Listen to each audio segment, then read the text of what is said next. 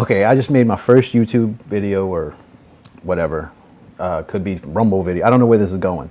Whatever platform you're seeing this on, made my first video just now, and it made me remember a really scary one. The last one wasn't actually a dating one. It was actually a prelude to the dating. It was like when we were meeting online. So it's not really a dating story. This one's scary. This one's scary. I met a girl, and she asked me to come pick her up. So she was coming to hang out at my house. We weren't going out anywhere because she didn't want to, and I wasn't looking to try and do that. When they say they want to go to your house, you're like, okay, yeah, let's do that. So I went and got her, brought her to my house. Didn't have sex. Did not have sex. Did not even try. I don't remember why. I think it was kind of, she was, I don't know, I wasn't really pushing the issue. So we were fell asleep watching a horror movie. And everything was fine. It wasn't like she was wonderful or anything. She was a little weird the night before, but it wasn't like anything too alarming. It wasn't frightening or anything yet. So we wake up, and she goes and looks at her phone and starts crying. And I'm like, oh, what's going on? What's up? I'm thinking somebody died or her mom's in trouble, something like that. No.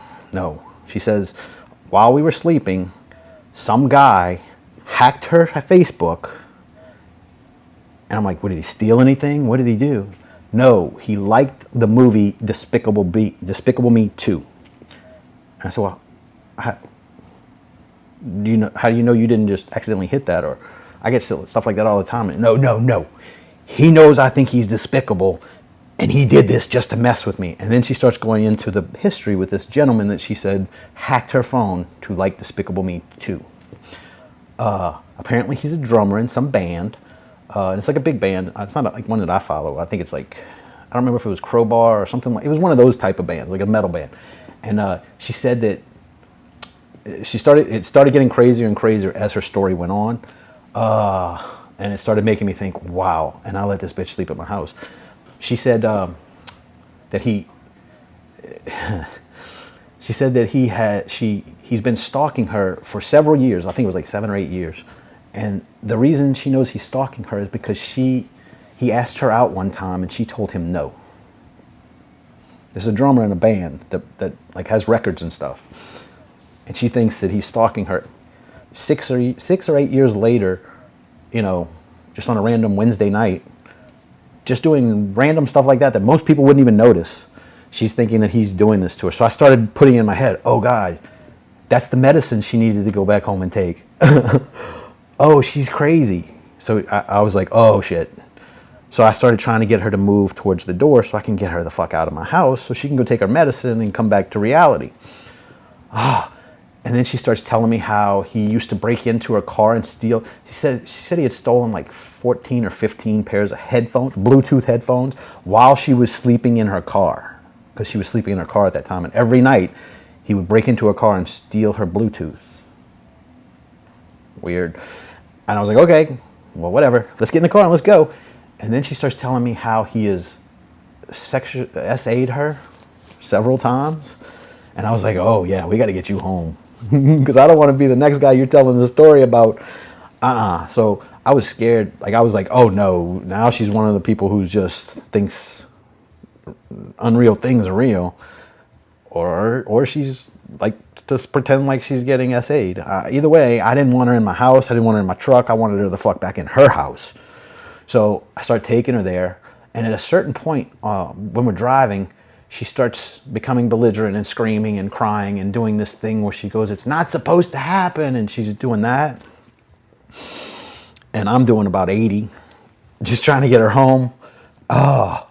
And I get her out the car, and she goes into her house, and I take off. And all the way home, all I can think about is how scary that would have been if I would have just nutted in her. I would have to be worried about that for a very long time.